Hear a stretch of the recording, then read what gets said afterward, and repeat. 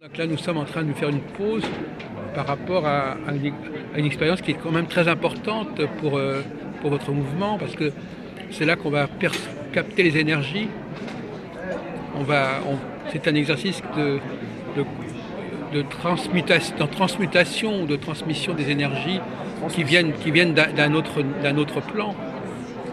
C'est une méditation de transmission, c'est-à-dire que les méditants servent de transmetteurs entre des énergies qui sont d'origine cosmique, qui sont envoyées par les maîtres de sagesse à travers les méditants. Donc c'est une méditation collective qui forme entre eux un certain nombre de triangles.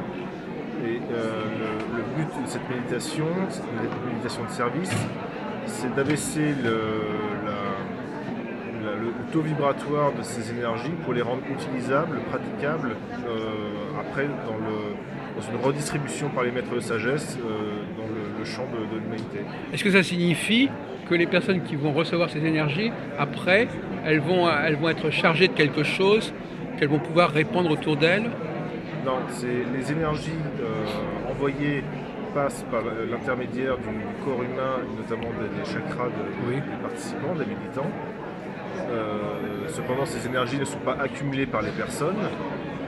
Pour autant, la pratique de ces énergies, en passant par les chakras du corps humain, a une action sur le corps énergétique des méditants et participe notamment à leur évolution personnelle spirituelle. Oui, mais ils vont constituer une sorte d'avant-garde quelque part, enfin un cœur, un noyau dur quelque part. Ces gens-là, ils vont représenter l'humanité en quelque sorte. Non, ils ne représentent pas l'humanité, mais disons que par cette pratique méditative, ils se mettent au service de l'humanité. Mais est-ce que ça va changer leur potentiel à la suite de cela? Est-ce qu'ils vont avoir un rayonnement différent? Alors cette méditation, parce qu'elle est faite en coopération avec les maîtres sagesse qui ont une approche scientifique des énergies, de la manipulation des énergies, permet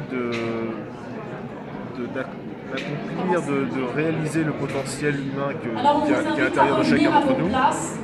Et donc effectivement, les méditants de la méditation de transmission nous allons commencer la transmission. Favorisent leur évolution spirituelle plus que d'autres pratiques méditatives qui sont tout aussi intéressantes, mais qui ont un effet souvent moins décuplé. Est-ce que ça va faire avancer l'arrivée de Maitreya? Parce que ça, je n'ai pas très bien compris quel était le bénéfice de cette méditation, pour qui, de rendre un réservoir d'énergie disponible et utilisable de manière pratique par les maîtres sagesse. S'il n'y avait pas la transmission, ces énergies ne seraient pas utilisables telles quelles, parce qu'elles ont un taux vibratoire trop élevé. Oui, mais alors donc finalement, là il y a 100 personnes. Il y a d'autres groupes dans d'autres pays, il y a 100 personnes qui reçoivent. Ces 100 personnes, le fait qu'elles aient reçu ces énergies pendant 1h30, ça va changer quoi pour l'humanité? Pour elles, à titre personnel ou à titre collectif? Alors, sur les deux plans, elles, à titre personnel aujourd'hui, mais de manière... la pratique méditative, quelle qu'elle soit, mais notamment la méditation de transmission, c'est quelque chose qui se pratique de manière régulière.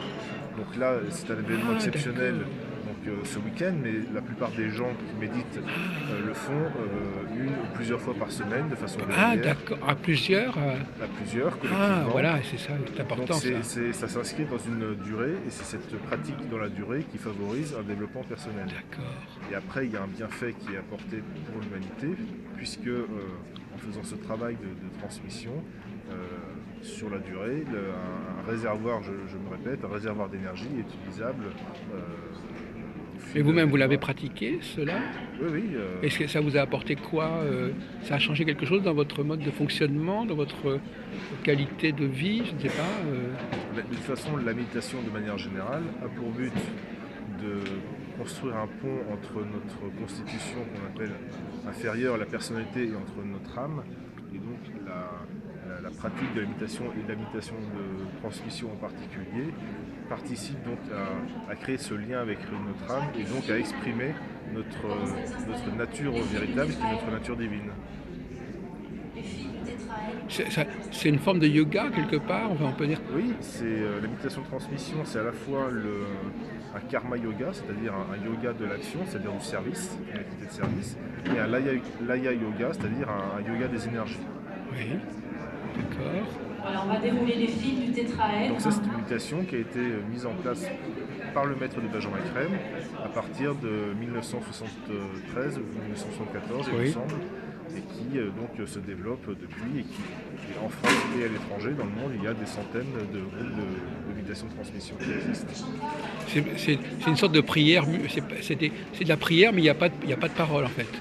Alors c'est pas une prière dans ce sens où la prière généralement se fait d'un point de vue émotionnel. Là, il s'agit de se polariser, de se focaliser sur notre plan mental et de contacter notre âme. Donc il y a cette différence entre astral et mental. Et là, donc le but c'est d'être en contact avec l'âme, polarisé sur le plan mental, et donc de pratiquer sur un plan supérieur à ce que... Est-ce que chaque groupe qui se réunit doit avoir un appareil Non. de ce type, triangle, tétraèdre? Le tétraèdre est souvent utilisé pour des méditations où il y a beaucoup de monde, Oui. plusieurs dizaines ou centaines de personnes. Il n'y a que quelques tétraèdres qui existent dans le monde parce que chaque tétraèdre est unique et les plans de chaque tétraèdre ont été donnés par le maître de Benjamin Crème. Et vous comprenez le rôle de ce tétraèdre? Le but de ce tétraèdre est de, comme Voilà, c'était laissez un expliqué petit peu dans de la souplesse présentation, au fil pour et pouvoir, de récupérer passer les ensuite, énergies si vous astrales qui partez. peuvent exister et de les donner à la Terre de façon à ce qu'il ne reste que de l'énergie sur le plan mental. Si vous voulez, c'est pour purifier la pratique. Une sorte d'alchimie spirituelle, en fin de compte, quelque part. D'accord, oui. Donc le tétraèdre n'est pas indispensable à la pratique méditative, mais il permet de la purifier, la favoriser. C'est un outil supplémentaire. Normalement, on les applaudit là, les grandes invocations. Et pendant cette période-là, Tout le monde a la grande invocation.